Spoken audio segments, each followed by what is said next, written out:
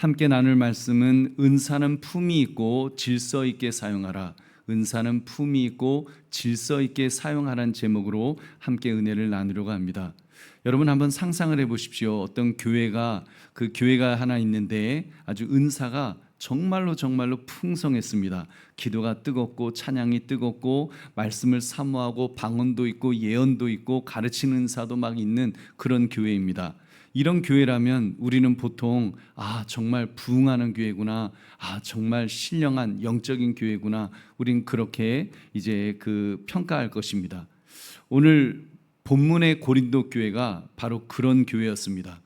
정말 은사가 풍성하고 열심도 풍성했던 그런 교회였습니다.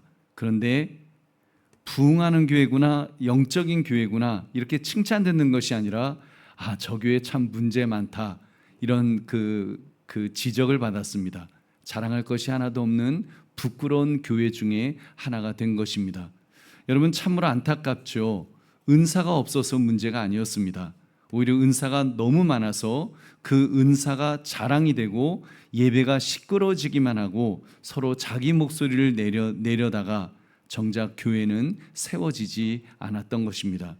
그래서 바울은 아주 중요한 원리 하나를 제시했습니다. 그것은 바로 은사가 많다고 영적인 것은 아니다. 교회를 세울 때, 교회가 세워질 때, 성도들이 바로 세워질 때 비로소 영적인 교회다. 지금 그 원리를 이렇게 제시했습니다.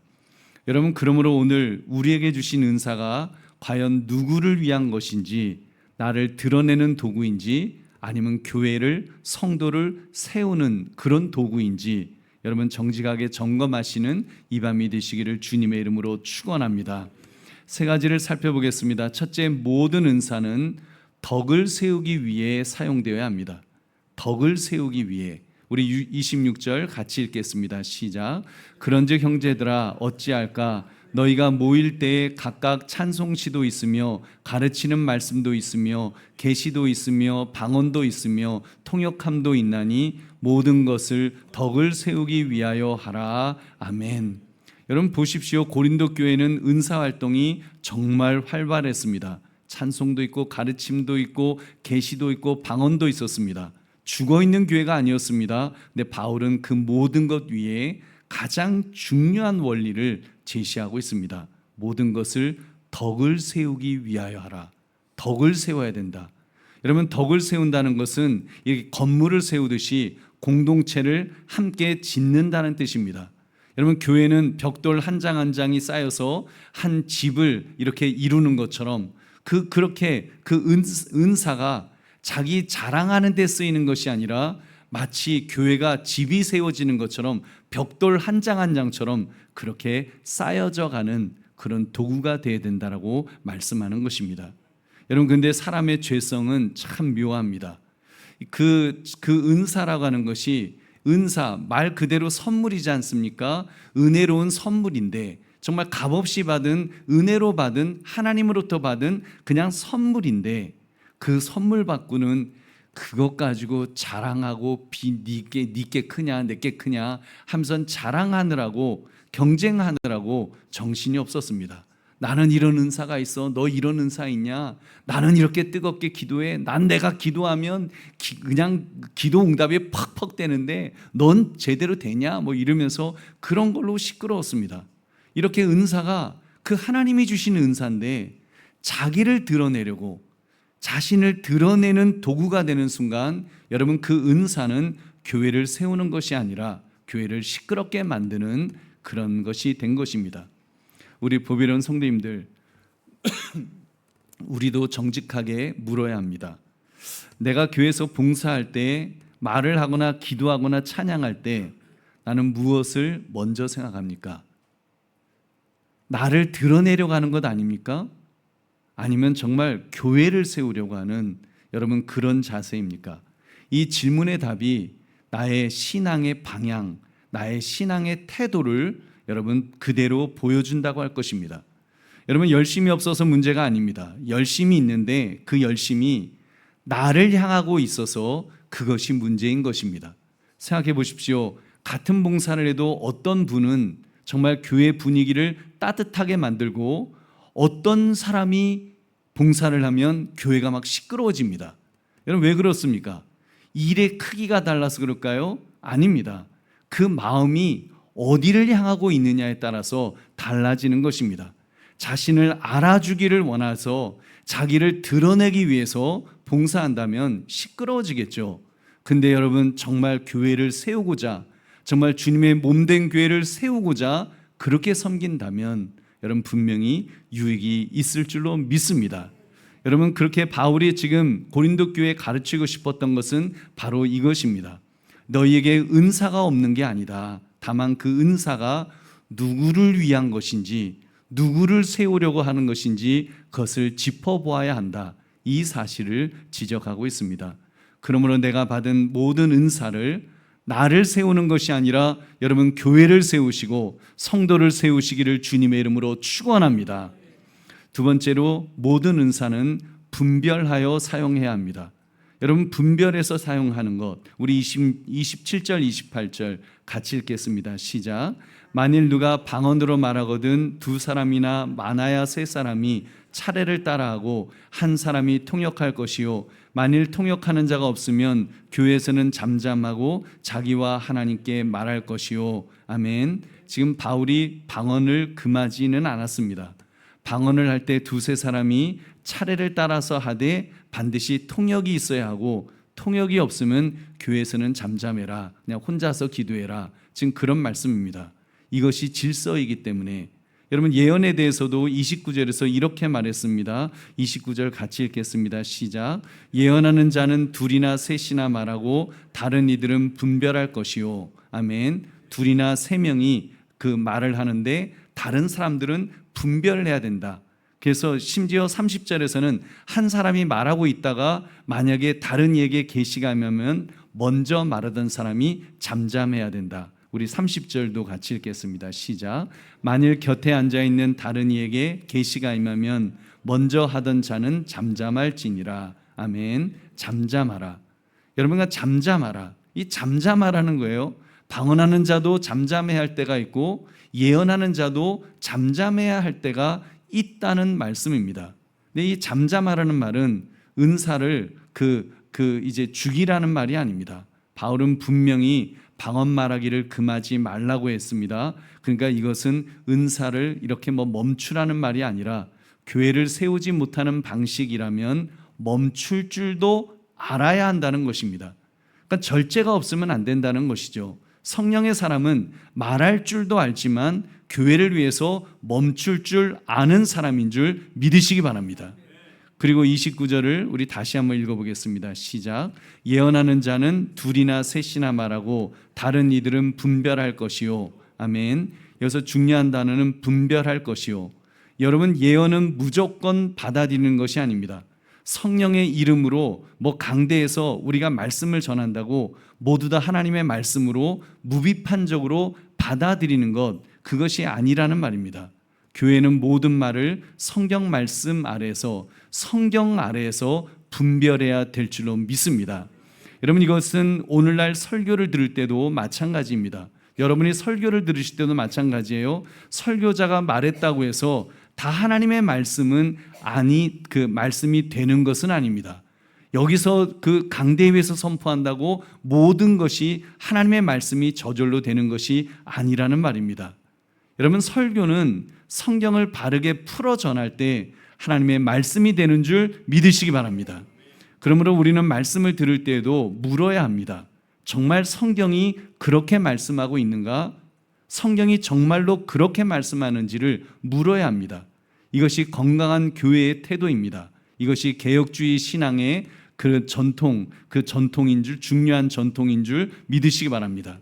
오늘날에도 누군가는 말할 것입니다. 여러분 오늘날에도 사람들 중에 그럴 수 있죠. 하나님이 내게 이렇게 말씀하였습니다. 특별하게 말씀하였습니다. 그럴 수 있습니다. 심지어 어떤 분들은 특별한 체험을 했다는 분들도 과거에 있었죠. 나 천국에 갔다 왔다고, 그래서 이제 천국 갔다 왔다고 간증이 유행처럼 그렇게 퍼진 때도 있었습니다. 그러나 여러분 그 어떤 감동도 또 그 어떤 체험도 그 어떤 간증도 여러분 기록된 성경 말씀 위에 설 수 없습니다. 여러분 체험이 성경을 판단하는 것이 아닙니다. 성경이 체험을 판단해야 합니다. 모든 것은 성경 말씀 안에 분별돼야 되는 줄 믿으시기 바랍니다. 우리 32절 같이 읽겠습니다. 시작. 예언하는 자들의 영은 예언하는 자들에게 제재를 받나니. 그래서 여러분 말씀이 선포될 때 그 말씀을 전할 때에도 이 말씀은 성령의 감동이 여러분 이렇게 사람들을 무아지경으로 몰아가서 막 정신을 잃게 하는 것이 아니라는 것을 말씀하는 것입니다. 우리 그럴 수 있잖아요. 성령님이 시켜서 제가 막 했는데요, 전 뭐 아무것도 기억도 안 나고 그때 제정신 아니었어요 라고 말할 수도 있는데, 여러분 그럴 수 없다라는 겁니다. 그것은 바울이 말하는 성령 충만의 모습이 아니기 때문입니다. 성령 충만은 자기 통제를 잃는 것이 아닙니다. 무당은 그렇죠. 무당이 신접해갖고 그 신내림 받은다 그러면 무당은 막 그러잖아요. 막 어쩌고저쩌고 하는데 그 다음에 깨고 나면 자기는 무슨 소리 했는지도 모른다고. 그 무당은 그럽니다. 그 귀신이 잡신이 들어가니까 그 혼을 이렇게 미혹하고 정신없게 할 수 있겠죠. 그렇지만 여러분 성령 하나님은 그렇게 역사하지 않으십니다. 여러분 오히려 나를 더 다스리게 하는 것입니다. 기다릴 줄 알게 하고 멈출 줄 알게 하고 양보할 줄 알게 해 주실 줄로 믿습니다. 내 은사보다 교회의 덕을 먼저 생각하게 만들어 준다는 것입니다. 왜냐하면 성령의 열매 중에 여러분 절제의 열매가 있지 않습니까? 절제의 열매가 있기 때문에 여러분 그렇게 절제할 수 있는 그 은혜를 주실 줄로 믿습니다. 보배는 성도님들, 참된 성령 충만은 내 말과 감정과 은사까지도 주님의 교회를 위해서 다스림을 받게 하는 것입니다. 은사는 크다고 좋은 것이 아닙니다. 은사는 주님의 몸을 세울 때에 여러분 귀한 것인 줄로 믿습니다. 그러므로 모든 것을 품위 있게 하고 질서 있게 해야 하는 줄로 믿습니다. 그래서 바울은 질서를 세울 그 근거를 사람에게서 찾지 않고 하나님의 성품에서 찾았습니다. 우리 33절 같이 읽겠습니다. 시작. 하나님은 무질서의 하나님이 아니시오 오직 화평의 하나님이시니라. 모든 성도가 교회에서 함과 같이. 아멘. 보십시오. 질서의 근거는 하나님이 어떤 분이신가에 있습니다. 하나님은 태초에 혼돈과 공허 가운데서 질서를 세우신 분이시죠. 지금 우주 만물을 보면 얼마나 질서정연합니까? 태양계만 봐도 얼마나 질서정연합니까? 지구만 봐도 얼마나 질서정연합니까? 여러분 하나님은 무질서의 하나님이 아니십니다. 화평의 하나님이십니다. 그렇다면 그 하나님이 임재하시는 교회는 혼란을 성령의 증거로 착각하면 안 됩니다. 한때는 그렇죠. 막 소리를 막 왁작지껄하게 하고 막 꽥꽥꽥꽥 소리를 지르면 그 심지어 와 웃고 그런 웃음의 영이 내린다나 그래서 막 웃는 별별 일들이 다 있는데, 여러분 그것은 성령 충만의 증거가 될 수 없습니다.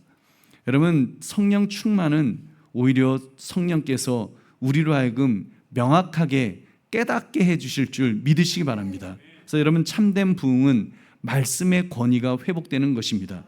참된 부흥은 성도들이 자기중심적인 신앙을 회개하고 이제 각자의 은사를 가지고 교회를 질서 있게 세워나가는 것, 여러분 그 모습이 성령 충만한 교회의 모습인 줄 믿으시기 바랍니다. 그래서 성령 충만은 말씀 안에서 서로를 세워줍니다. 서로를 세워주는 그 모습이 있는 그 교회, 그것이 성령 충만이지 소리 꽥꽥꽥 찌른다고 그게 성령 충만한 것이 아닙니다. 성령 충만은 우리의 삶 속에서, 우리의 인격 속에서 성령께서 하나님의 뜻대로 우리를 이끌어 주실 줄로 믿습니다. 여러분 그러므로 보배는 성도님들, 우리 금요기도에 우리 뜨거운 자리 아닙니까? 마땅히 우리가 간절하게 기도해야죠. 그러나 그 뜨거움이 나만을 위한 그런 시간이 아니었으면 좋겠습니다. 나만을 위한 시간이 아니라 나의 기도가 옆 사람의 기도를 방해하는 것이 아니라 여러분 격려해주고 북돋아주고 힘을 주어서 정말 기도할 힘이 없던 성도가 함께 기도할 수 있는 여러분 그런 영적인 그런 자리가 되기를 바랍니다. 그러므로 모든 은사를 분별 속에서 사용하시기를 주님의 이름으로 축원합니다. 세 번째, 모든 은사는 질서 있게 사용되어야 합니다. 질서 있게. 우리 40절 말씀 같이 읽겠습니다. 시작. 모든 것을 품위 있게 하고 질서 있게 하라. 아멘. 근데 여러분, 여기서 우리가 오해하면 안 되는 것이 있습니다. 바울이 질서를 강조한다고 해서 아까 말씀드린 것처럼 은사를 버리라는 것은 아닙니다. 바로 앞 39절이 그 내용이죠. 그런즉 내 형제들아, 예언하기를 사모하며 방언 말하기를 금하지 말라. 그러니까 사모하라고 했죠. 금하지 말라고 했죠. 그러니까 바울은 한 손으로는 사모하라고 하고 또 다른 손으로는 질서 있게 하라고 그렇게 말하고 있습니다. 그러니까 은사를 억누르는 것이 아니고, 은사를 그렇다고 방종해 두는 것도 아니고, 균형 잡힌 질서. 그래서 여러분, 질서 있게 그렇게 사용하도록 만드는 것입니다. 여러분, 하나님은 질서의 하나님이신 줄 다시 한번 믿으시기 바랍니다. 우리 34절 35절 말씀 좀 핫한 내용인데 우리 함께 읽겠습니다. 시작.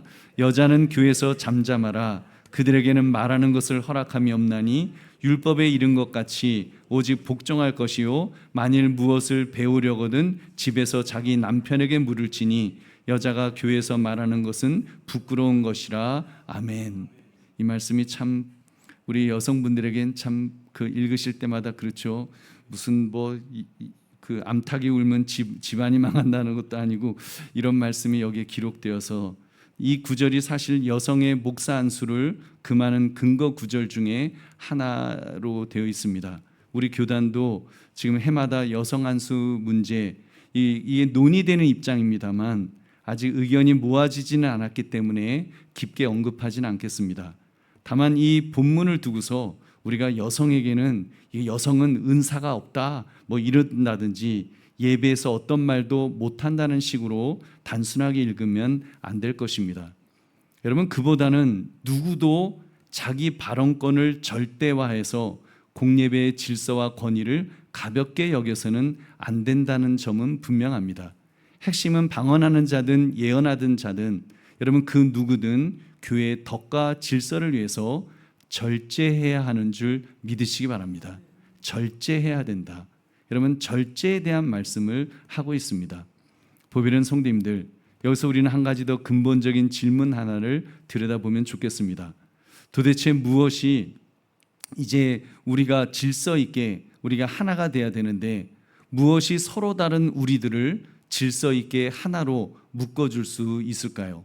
성격도 다르고 은사도 다르고 성별도 다르고 연령도 다르고 정말 다 다른데, 그러면 기도 스타일도 다 다릅니다. 어떤 분은 소리 지르고 어떤 분은 죽어도 묵상 기도하시는 또 그런 분도 있습니다. 여러분, 다 달라요. 그런 다양함이 있는데 어떻게 질서 있게 하나가 될 수 있을까요? 우리의 결심으로 되겠습니까? 안 되겠죠. 우리가 마음의 문을 활짝 열면 될까요? 안 됩니다.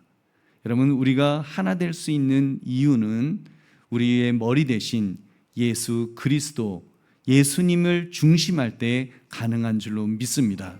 여러분, 생각해 보십시오. 우리 주님이 어떤 분이십니까? 주님은 하나님과 동등하신 분이셨습니다. 가장 높으신 분, 가장 위대하신 분이십니다. 그러나 그 권능을 자신을 드러내는 데에 사용하지 않으셨습니다.